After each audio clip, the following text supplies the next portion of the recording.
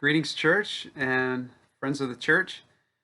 It is a wintry Mother's Day weekend, 2020, just when we thought this year could not be any stranger. Um, this is our ninth, I think, weekend in this season of strangeness, season in the wilderness where we're isolated and disconnected from normal. Uh, This is the next in a series of reflections on life together in the wilderness. We've reflected so far on the importance of being present in this time to God, self, and other. Um, the importance of paying attention to any empathy that is stirred within us during this time. The importance of having our eyes open to learn about the privilege that many of us have in our life together, being aware of that, where it is, and how we can extend that to those who lack it. We've thought about control and how uh, God, the creator and sustainer, is in control of divine things, but yet we have human agency, and we have the ability and the calling and the obligation to control what we can control for the sake of something bigger than ourselves. We've thought about trajectory and how we can't go back, because going back to what we knew as normal before means going back to a place that was not a place of well-being for all people. We have to keep going. We talked about and thought about the need for adaptation and creativity as we move forward into a new normal, knowing that old solutions don't address current or future realities. And we've considered and reflected upon these natural tendencies that evolve to be a part of the human experience, the reactivity, fight or flight mechanism, our negativity bias, and our compulsion to tribalism, and how these things can be counterproductive as we seek adaptation and creativity for the sake of a future that better embodies well-being for all people. All these reflections are on YouTube if you're just jumping in now and you want to go back and hear these more in depth. For this reflection, I originally intended to kind of click to the next step in this train of thought and to start considering some of the temptations that arise out from these natural human tendencies that we have. Temptations that we best can see and wrestle with and overcome when we're in the wilderness, when we are disconnected from normal. But there's just so much around us going on that begs us to pause and reflect. It feels necessary at this point, as we know so much going on in the world around us, to acknowledge that although this wilderness experience disconnects us from normal physical norms and patterns and interactions, and so our bodies feel like they are in different places at different times and interacting with other bodies in different ways, we still bring those same self-preservation tendencies with us, and we still bring the same hearts and minds with pre-existing norms and ideologies, attitudes, worldviews, and politics with us in these bodies. Those still remain. Those are unchanged. The stories of the Israelites from the scriptures really embody this reality. When their bodies were led out of slavery from Egypt and into the wilderness of Exodus, they brought with them hearts and minds that were encultured previously to understand themselves only within the context of slavery. And so even though their bodies were freed, their hearts and minds were not. And in their hearts and minds, they can only imagine wanting to go back to Egypt. The uncertainty of the unknown was too much. Later, when the Israelites had settled into a nation of their own, they had over time developed certain ideas and feelings and prejudices about other peoples in the world around them. They had been encultured in a different way, or in some different ways. When they were then sent off in exile because the Babylonians or the Assyrians came in and stole their things and made them leave, and they found themselves in the midst of other peoples from other nations within larger empires, even though their bodies were in new places, they couldn't imagine themselves. They didn't have a heart and mind to match their physical context. They only had ideas about what it was to be a nation in isolation. And so their only ideas were nationalistic. They were in new places physically, but they still had the same self-preserving tendencies compelling them in irrational ways. That's what they do. They still had these same heart and mind ideas. In the midst of the Exodus and exile wilderness journeys, they had to learn. They had to do the hard work that allowed them to let go of previous feelings and beliefs and structures in their hearts and minds, and they had to learn how to imagine new ones that fit their current circumstances and that fit the future that they knew was best. And this is true of any movement into the wilderness. This is true of our own at this time. The wilderness is a time when we have to acknowledge how we brought the same tendencies, hearts, and minds with us into this place that is the in-between of what used to be normal and what we hope will become the new normal. This is the time to name how those heart and mind ideas we have, because they've been encultured within us, may be broken or misguided or ill-fitting for our current context. It's the time to bring some renewal and some adaptation to our hearts and our minds. There are a few glaring examples in our life together today of this reality that call this need for renewal in heart and mind forth in some powerful ways. That call forth this reality that even though we're now disconnected in body from what is normal, that these tendencies and pre-existing hearts and minds are still with us, and they will remain normal unless they are challenged. So this is the time in the wilderness to be present, to acknowledge how these encultured norms and structures lack empathy, cause disparity and privilege, ignore the divine will for our freedom, build around antiquated and harmful ideas, and beg a change in heart and mind. So first is the shooting. It's the first example. This week we learned about a 25-year-old black man named Ahmaud Arbery, who was shot by a father and son while he was jogging in a Georgia neighborhood. So as the story goes, the father and son alleged that they thought Ahmaud matched the description of a burglary suspect, and so their response to seeing him was to grab their guns, jump in their pickup, chase him down, aggressively confront him, and then shoot him as he sought to fend them off. Now, this story was essentially covered up and buried for months until the video leaked this week. And because it did, thank God, murder and assault charges have been filed against the father and son, and there might be more filed against their friends who followed them and filmed it all. Now, when we're truly present to this story and we don't ignore or deny, distract from, run from, or just condone the reality of this story, we see the danger of these human self-preservation tendencies when they're mixed with pre-existing maladies of heart and mind, ideals that are just wrong and inhuman.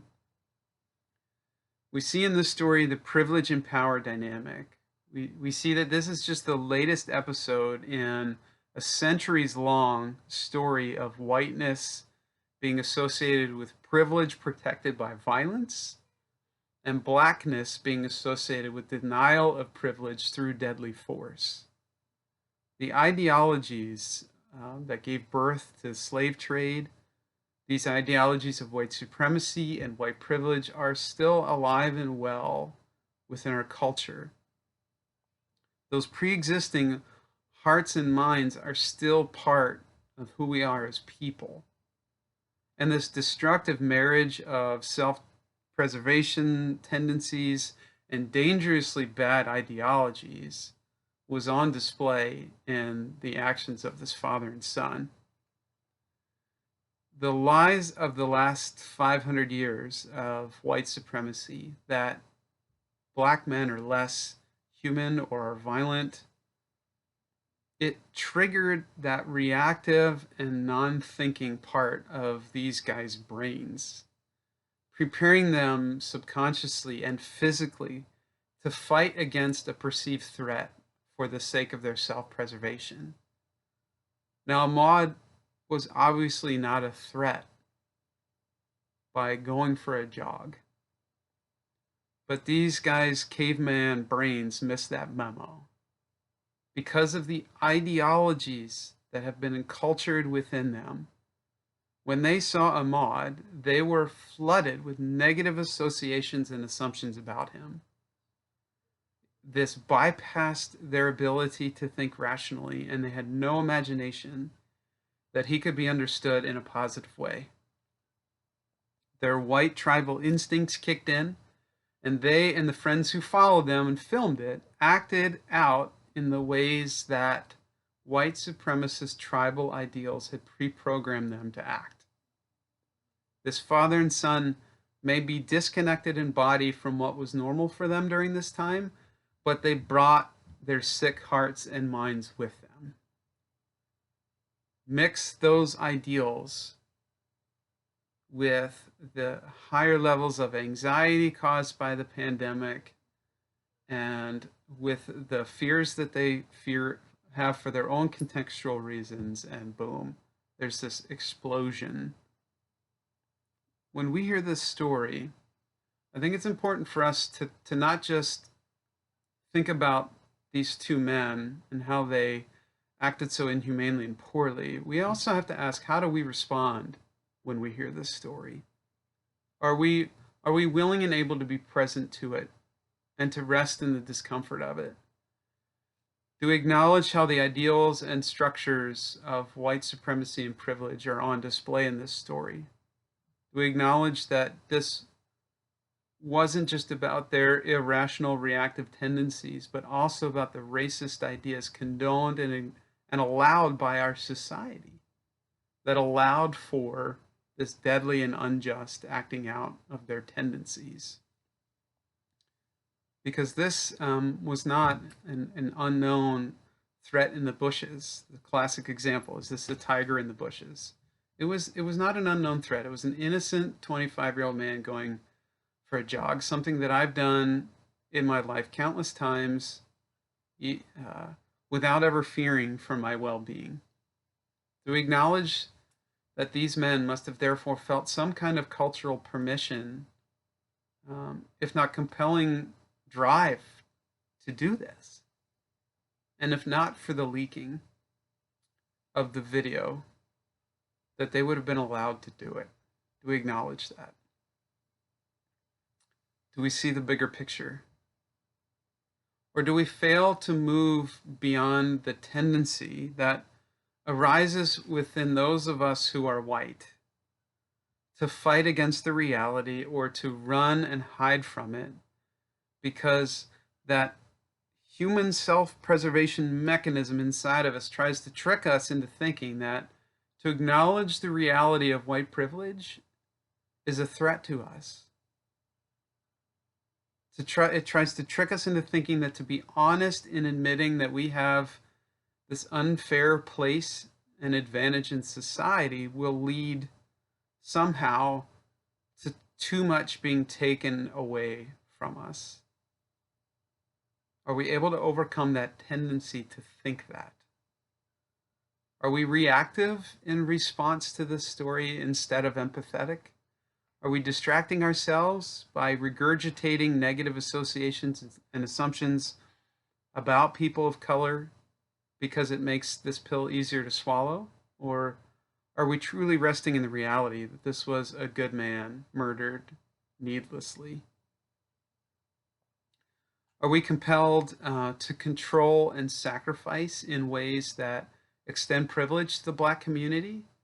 To pursue new ways of socially, economically, politically ordering our life together in America because we've learned that the Black community is killed, falsely convicted, over sentenced, and marginalized away from meaningful work, affordable housing, and sufficient health care at rates that are disturbingly higher by orders of magnitude than the white community? Will we exercise some of our agency and control for their sake? Are we willing to acknowledge that governmental, educational, social, and religious institutions have all maintained the conditions in which racist policies and structures perpetuate and condone these realities? Are we willing to seek change within these institutions, within our economic, governmental, educational, social, religious institutions? Are we willing to seek change within them, new and creative ways of ordering our life together so that this kind of sinful inequality and injustice is no longer nurtured or condoned? Or do we just want to go back to how things have always been, to those same norms and hearts and minds, intentionally turning our focus away from what we see because it's uncomfortable, or just happy to be blissfully ignorant in our place of privilege? Do we want to run 2.23 miles and hashtag that we want justice for Ahmaud, but then not have to actually do anything to change the systems, or not actually have to give up any comfort or privilege? For me, I've been silent and comfortable on this for too long. Being in the wilderness has helped me to realize the sin of my silence. I'm going to post a link to a list of things in the description for this video that we can actually do newly or differently in response to the reality of systemic racism. That's the first example. The second, the protests. As we all know, many governors have put in place stay-at-home orders to slow the spread of the virus, which has quickly thrown us all into this uncertainty and trial in the wilderness.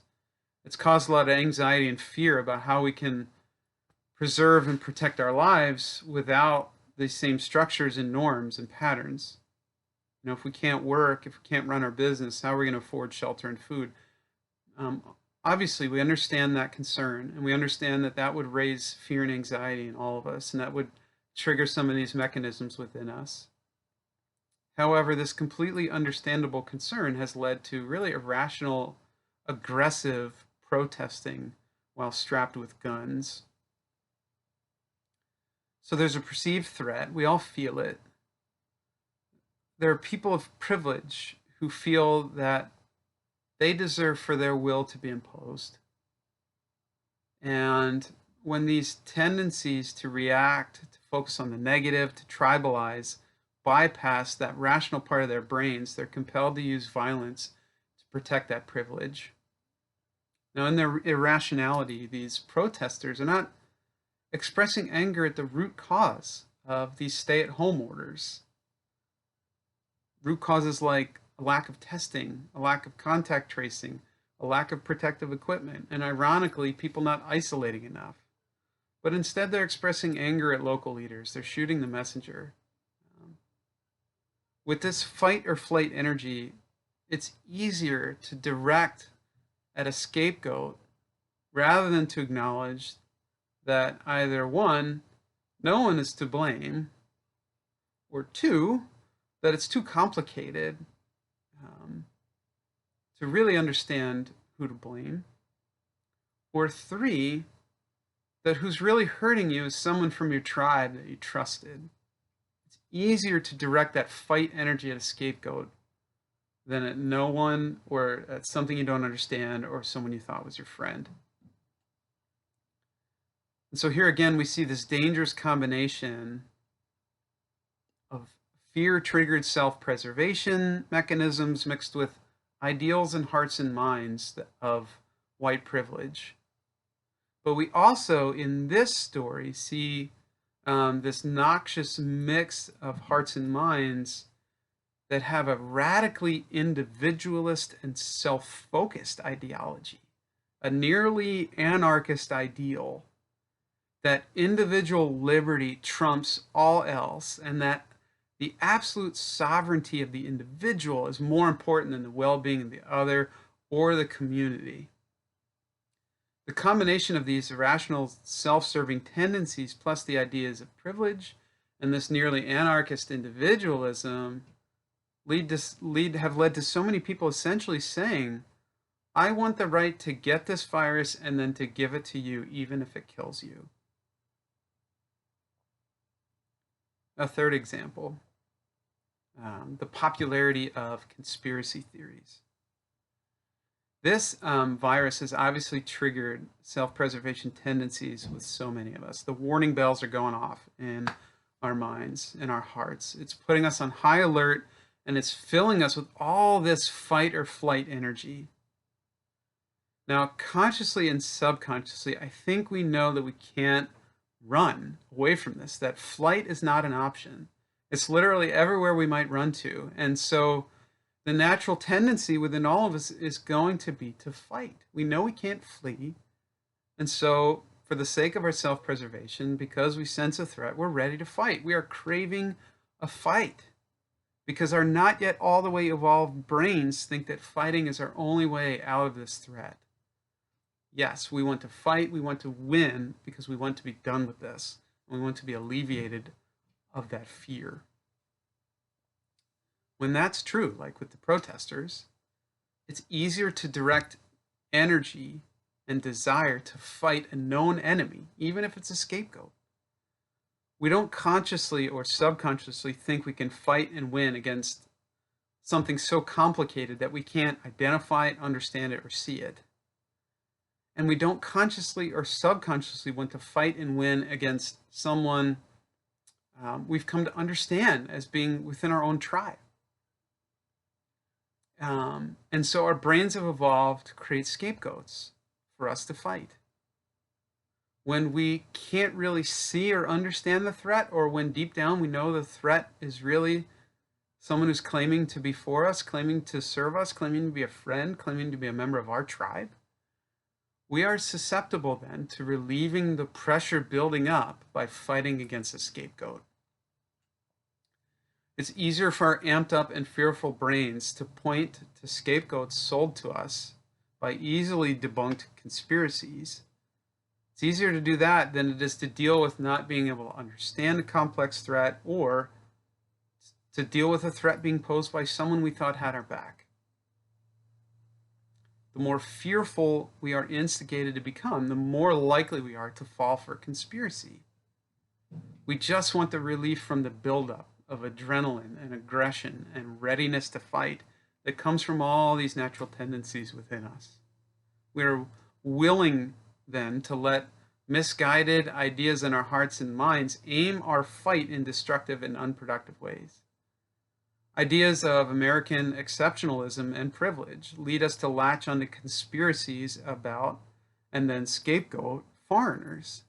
Ideas of partisan political exceptionalism and privilege lead us to latch onto conspiracies about and then to scapegoat our fellow Americans of a different partisan persuasion.